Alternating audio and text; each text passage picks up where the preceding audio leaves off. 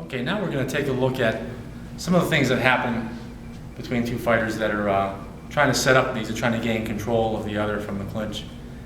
And this actually involves a lot of the arm position and control of the head you would use in Muay Thai, even applied to MMA, but it also sort of veers over into wrestling. You have a lot of wrestling options that come right up off of these same arm positions.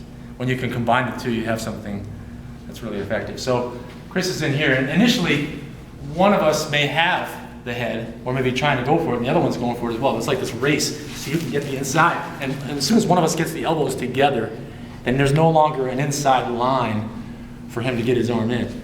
But as this is happening, if I'm trying to set up knees, I don't have his head down yet, he gets his arm in, and it keeps going. Then, as soon as one of us gets the bicep, all right, a hand on the bicep, that means his hand cannot control my head. He may be pulling on my head with the other arm, but it's not enough, especially with my arm on the inside. I can throw knees from here, okay? And I can also, to a degree, I can pull him off balance and again throw knees. He can't afford to leave his arm up there if I'm kneeing him in the ribs. But once he gets, for example, let's say he gets the inside here and he's got me. If my head is down, I can't stay here for very long.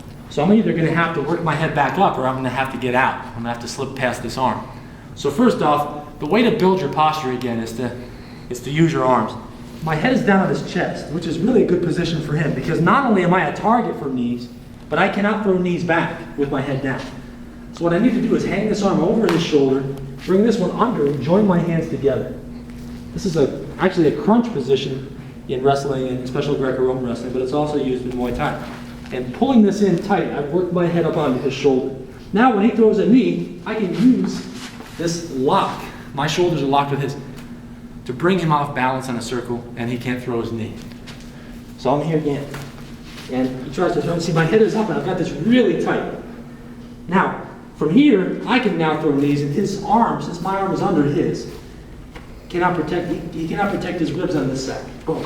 I have my head just up enough that I can throw a knee, even on this side. Boom. All right. Now, either from this position, with the arm under his, which is kind of an underhook, I can pop the arm and get essentially a duck under to work my way behind.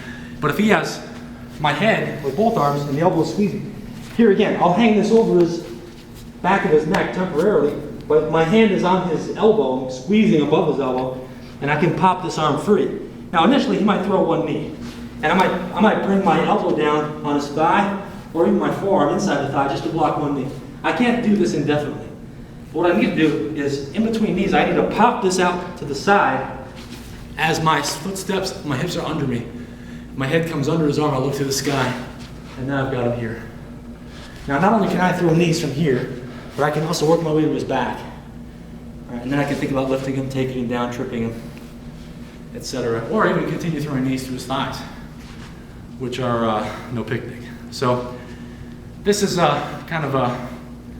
this is a broad area. A lot of things can come up where it involves controlling his head, underhooks, and in this case, duck unders and such, throw-bys. These are the things that come up that enable you to slip off to the side. But also, it's very important to think about posture. When he sets you up to throw knees and you cannot get your head up, you need to work those arms over, work your head up, and then get to where you can wheel them off balance and throw knees of your own.